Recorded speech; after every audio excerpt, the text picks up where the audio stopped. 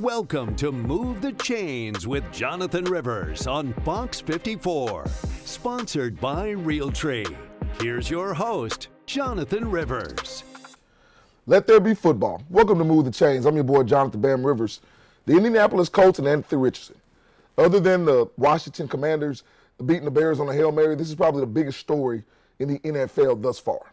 Not just this past week, but thus far. And I've actually got a different take than for what everybody else thinks. Not because I'm trying to be a contrarian, but because I actually think Anthony Richardson was trying to help his team. And I'll give you a scenario that happened a few years ago with two separate teams that shows you why he did what he did in my estimation. All right, in the second down, I've got social media questions from you regarding all things NFL. Trades are going on. The trade deadline is approaching at the beginning of next week. Teams who would think they're Super Bowl contenders are trying to make the moves to solidify themselves in that light. Let's see what moves are going to benefit and what moves are going to help or hurt in my estimation. And on my nonsense narrative, I keep hearing people tell me how NIL is not just bad for college football, but it's bad for the players because the players don't worry about growing anymore. And I'm going to tell you in my nonsense narrative why I think that the NIL opportunities that are provided to players now, especially in college football, can actually help them grow as college football players, especially at the quarterback position. And last but not least, there's a quarterback who's a rookie right now who's not getting a lot of pub, not getting talked about, but had wealth of experience in college, and it's a reason why his team is firmly entrenched in the playoff hunt right now in the AFC. All that and more right here on Move the Chains. But you know how we kick it off. Let's start with first down. All right, so if you pay attention to the NFL at all, you know that Anthony Richardson, who's a second-year quarterback for the Colts, who was drafted number 4 overall last year out of Florida, has now been benched for Joe Flacco. And it's the infamous tap your head because I'm tired, boss, to come out of the game. I want you to hear what Anthony Richardson had to say about his team and about that scenario against the Texans last weekend, and then I'll give you my thoughts. Let's run it, Ernest. Man, tired. I ain't gonna lie. That was a lot of running right there, what I did, and I don't think I was gonna be able to go that next play. So I just, just told saying I just needed a break right there. I mean, it hurts, man. You don't want to lose, bro, especially not in the division, not in this league. You don't want to lose, so it definitely hurts, taking those L's. But you learn from, it's nothing but a lesson. We know what we got to clean up. Execution got to be top tier for us. We just got to play better. So Anthony Richardson said he didn't think he'd be able to go the next play, and I want to share a story with you guys. A few years ago, and I'm pretty confident, some of you remember this game, but a lot of you may not. The Chargers were playing the Chiefs, and the Chargers were driving down the field, and Gerald Everett, who was the tight end for the Chargers at the time, was having a phenomenal drive. He had already caught, I think, 3 or 4 balls, and I think they started inside their own 10-yard line, so they were going the length of the field to try to not only score against Kansas City, but score the go-ahead touchdown in a game that was tightly contested in the AFC West divisional matchup. So the next to the last play of that drive, Gerald Everett does what Anthony Richardson did. Now remember, Anthony Richardson is a quarterback. Gerald Everett is a tight end. Gerald Everett tapped his helmet because he said he was tired. He needed to come out of the game because he had literally carried them down the field. The very next play, he was not taken out of the game because the Chargers were trying to keep the hurry up on and make sure the Chiefs couldn't make any adjustments defensively. Gerald Everett runs the route, half speed, if anything, 50 to 60% at best, runs a slant route. He doesn't get to the spot where Justin Herbert thinks he's going to be. Jalen Watson, I believe it was, the rookie at the time for the Kansas City Chiefs, who's now out for the year, not only picked it off, but took it 98, 99 yards to the house for a pick 6, and that game completely changed, and the Chiefs were able to win that football game. So why do I bring that up? Because Anthony Richardson told you he didn't think he'd be able to play the next play. Now, should he be in better condition? Absolutely. Is this a quarterback who should be benched? I think if you benched him, it was because of his play on the field, that throw notwithstanding, because Ernest was telling me before the show, the director of the show, that he's got the best yards per completion in the NFL at over 16 yards per completion. But the problem is the decision-making like this. The play on the field like this. Not taking care of the football at times. Not understanding time and situation. Not understanding that the game, the ebbs and flows, needs you to manage it and not try to be the hero sometimes. So if you're going to bench Anthony Richardson, I think his play has warranted that. But it seems like 90% of the public and 90% of the people that pay attention to the NFL are saying that, hey, he quit on his team. You can't play him. He's lost all credibility with the team. He's not a leader. All I'm telling you is I firmly believe that he thought the best route for him to take, because he was tired and because he wanted to help his team, was him saying, I need a break. Now, if you're the quarterback, that generally doesn't fly, because you need to be on the field because you are the most important person on the field. I think it's terrible when quarterbacks lose a helmet during a play and have to come out for a play, 4th and goal at the goal line, and their backup has to come in, especially if they don't have timeouts, because you can always call a timeout in that situation if you have them, but if not, you've got to run with your backup. So I understand why people think that Anthony Richardson made a bad decision. All I'm saying is he made the decision that he felt was going to be beneficial to his team, in my estimation, because he was tired. Because you know what I also know? And it's hard for me to predict things and also speak about scenarios that didn't happen, but I'm going to do it here even though I don't do it often. If he, because he was tired, would have come out the very next play and fumbled the football, if they would have called a play that was a pass play or a run to Anthony Richardson, which is highly likely, right? We saw the coach call a play right before the half where he's throwing on 3rd and 3 with 30-something seconds left instead of trying to run the ball and punt it to the Texans unless you get a first down. But if he would have thrown an interception, or if he would have fumbled, or if he would have made a play detrimental to his team in that moment, everybody would have killed him for that reason. And in his mind, he was just trying to get off the field because he was tired. I don't think it's necessarily an excuse. I do believe that he needs to play better. I do believe that Shane Steichen was warranted in benching Anthony Richardson. You could also make the argument that he wasn't ready to start from the beginning because you knew he was a development, but you made your bed, so now you're going to have to live with it. But all I'm saying is I don't attach him trying to come out for a play to catch his breath with him quitting on the team and with him not being a leader. I think he still needs to grow because he's the youngest quarterback in the NFL at 22 years old. But I don't think, and I will not brand this man as a quitter nor as an inefficient leader simply because he was out of shape and not conditioned in that moment. All right, when we come back for the break, it'll be your social media questions. We'll be back when we'll move the chains right after this.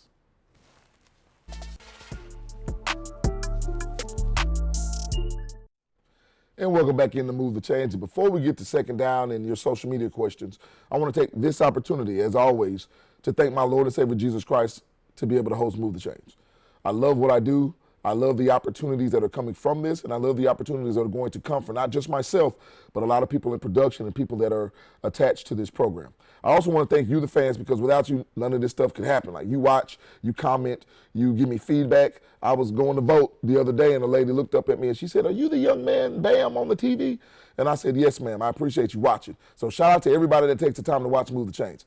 And last but not least, man, shout out to the best production crew in the business. It's not easy to get all the graphics up, the lower thirds, everything that I need communicated because I am a very demanding individual, and I want everything to be as perfect as possible and as high caliber as we can make it, and they make sure it gets done.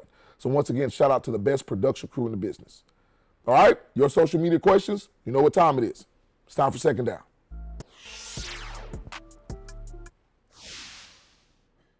All right, so I spoke earlier on the show about the trade deadline coming up. I think it's Tuesday or Wednesday of next week.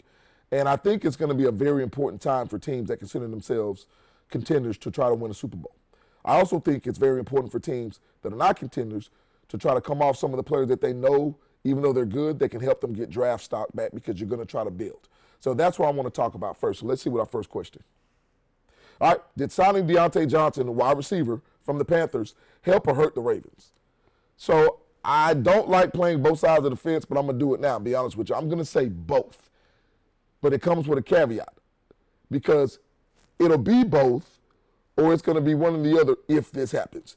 It helps the Ravens if they see this Diontae Johnson signing as a guy who in his career has been very, very productive. I promise you. He's averaged 70 catches and 780-something yards and almost 5 touchdowns a year. That's phenomenal. He even had a 1,000-yard season with the Pittsburgh Steelers. Diontae Johnson is a very good wide receiver that nobody talks about, which I think there are a lot of people in the league like that. So it helps them if they see him as a complementary piece to what they do in Baltimore. But it will hurt them if they see this as an additional opportunity to try and switch identities because they want Lamar Jackson to have to prove that he's a quarterback who can beat you through the air. Lamar Jackson is a 2-time MVP who is probably one of the best, if not the best, dual-threat quarterback in the NFL. We know he can beat you passing. I said it before people thought it could happen. He did that at Louisville. He was a pocket passer at Louisville who just could run in a phenomenal manner, But what the Ravens have to make sure that they don't do is they don't become ingratiated and don't become too enamored with the weapons and the toys that they now have. It's easy for them to do so because remember, under Greg Roman, everybody complained that they didn't have enough weapons outside for Lamar Jackson, and I was one of the ones. I said he needs to be able to have an outlet. He's now got it, guys. He's got Zay Flowers. He's now got Deontay Johnson, right? He's got Nelson Aguilar. He's got playmakers at the position, and he's also got Derrick Henry. So the Ravens have an opportunity to have one of the highest ceilings in the NFL regarding their offense. But what they can't do is forget who they are. Pass to score, run to win. They haven't had a problem doing the former. We need to make sure they don't forget about doing the latter. All right, what do we have next? Will the Falcons win the NFC South? At this point in time, I'm going to say yes. And I'm going to say yes because I think the Falcons are a good team, but I also think because their biggest contender in the NFC South, the Tampa Bay Buccaneers, not only have sustained terrible injuries to their two best players in Mike Evans and Chris Godwin, but the Falcons also beat them twice. So there's that tiebreaker as well. And I look at this Falcons team, and I continue to talk about this with people, and I want everybody to hear me why I think the Falcons are a very good team.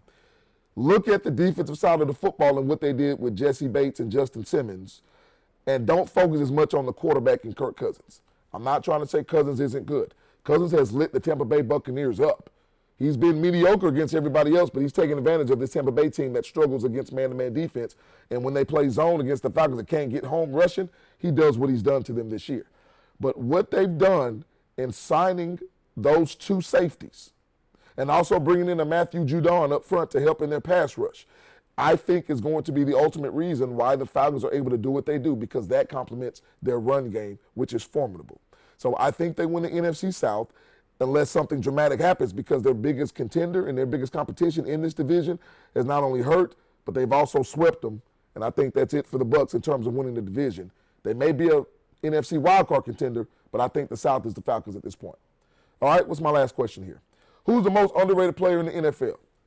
No doubt it's Joe Mixon, man. And I'm going to tell you, don't look at Joe Mixon just because the Texans are now 6-3 after their loss Thursday night to the Jets, where he amassed another 100-yard game on the ground, and that's 5 of the 6 games he's played for the Texans that he's amassed over 100 yards rushing because he's missed a couple of games due to injury. But Joe Mixon, go back and look at the 2021 Bengals and why they were able to get to the Super Bowl and beat a team like the Chiefs in the conference championship game. I just talked about Jesse Bates, one of the best free agent signings ever in my estimation in the NFL, definitely in the past 10 years. The Bengals defense doesn't look so good right now, do they? Look at their run game. Joe Burrow's having a great season statistically when it comes to throwing the football, but they're not winning games because they don't necessarily have the run game to rely on anymore, do they? They don't have Joe Mixon. And he is one of the most underrated backs in the NFL and underrated players because not only can he run the football, he can also catch the ball out of the backfield and pick up blitzes. And it's crazy how wherever he goes, the team seems to get better, and nobody really talks about Joe Mixon, which by definition makes him one of the most underrated players in the NFL. All right, when we come back, my favorite segment of the show, Nonsense Narratives. NIL are killing college football opportunities. You're wrong, and I'll tell you why after the break. We'll move the chains right after this. And welcome back in to Move the Chain. So now it's time for my favorite segment of the show. And by the way, if you have any ideas on how Nonsense Narrative can really explode from a graphic standpoint, my producers are always working on that. But I like to hear from you guys. You guys watch the show all the time. Subscribe to the YouTube channel. We'll give it to you. It's at move_the_change at the end of the show as well. Put some comments in because I know you love the Nonsense Narrative, and we're going to try to create a big production for it to let everybody know that it's coming. And that it is right now. It's time for my Nonsense Narrative. All right, so let me get my lower third. And I want you to read this carefully when it comes up on the screen, okay? The NIL is hindering college quarterback growth. I'm very specific in this, and I want to go ahead and show you a graphic first of all. Let me get this graphic for the NIL deals for my college quarterbacks. Thank you. Top college football NIL deals. Jalen Milroe's making about $2.2 million. Arch Manning about $3.1 million. Quinn Ewers, 1.7 million. And Carson Beck, starting quarterback at the University of Georgia, is $1.9 million. Now, 3 of those quarterbacks have eligibility remaining. Jalen Milroe has a year left. Arch Manning has 3 years left. And I want to say Quinn Ewers has 2 years left. Carson Beck has no more years of eligibility remaining after this year at the University of Georgia. So as you come back to me, I want to tell you why I brought up the years of eligibility. Because Nick Saban, former coach at Alabama, has said that he really left college football because the tide was changing, no pun intended. And he saw and he believed that NIL deals were making players only greedy when it comes to money and not worrying about developing. He was assuming that because players are going to say, hey, how much can you pay me, that they don't want to get better as a player. I do think that players care about the money. That's what NIL is for. It's to compensate them for their name, image, and likeness. It's for the brand that they're able to sustain as a college football athlete. But as we run some of this video for these quarterbacks, I want to tell you this. What if these players, Jalen Milroe, Arch Manning, and Quinn Ewers, what if they see their draft stock and they have a year eligibility left and say, you know what, I don't like that I'm just a mid-round first-round pick or mid-first-round pick. I don't like the fact that I'm the number 10 overall pick. I want to try to be the number 1 pick. And I feel like there are some holes in my game. Let's say Jalen Milroe feels like I want to work on my intermediate passing and make sure that I can not just hit the ball down the field. And I want people to understand that I'm a better passer and not just a running quarterback. What if Quinn Ewers wants to say, I know Arch Manning is here behind me, but I want to show individuals that I can raise my draft stock and keep Arch Manning on the bench? What if Arch Manning says after next year, he's in a situation to where he wants to continue to develop as a quarterback? Because they're getting NIL money, they don't have to sacrifice getting paid to come back and be a better college quarterback. Is that something that anybody thought was going to be a benefit from NIL before this whole thing blew up? Was that something that Nick Saban maybe thought that his players would come back because not only are they getting money, they can enhance their draft stock, which, by the way, is also making a better product for the NFL, because we just talked about guys like Anthony Richardson, who looks like he's overwhelmed at this point in time because he didn't have a lot of starts in the NFL. When you look at guys like Caleb Williams, who has all the talent in the world but is struggling early, right? There are situations to where you can come back and get better, but in the past, people didn't want to do that because they didn't have the money. Now they have it. All right, when we come back from the show, it'll be the final drive. We'll be back when we'll move the chains right after this.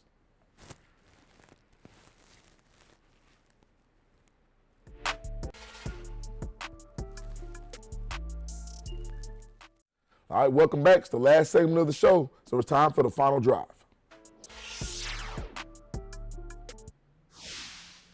Talent matters, but so does experience, especially at the quarterback position. Bo Nix, 61 starts is what he had in college, the most ever as a college quarterback. And I want you to understand that his team with the Denver Broncos is now 5-3 and firmly entrenched in the AFC playoff race. He was ready to play because he's seen everything under the sun at that position. So when you look at quarterbacks and wonder why their ceiling is so high but they're not getting it done, always think back to the experience and how much it matters, especially at that position. All right, so don't forget, you can not only catch Move the Change right here on the Sports Leader, WXTX Fox 54, but also on YouTube. Subscribe. It's at Move_the_Change. Subscribe to the channel, like, leave a comment, because we'll appreciate all of it. All right, as always, for the best production crew in the business, I'm your boy, Jonathan Bam Rivers. And until next time here on Move the Chains, God bless.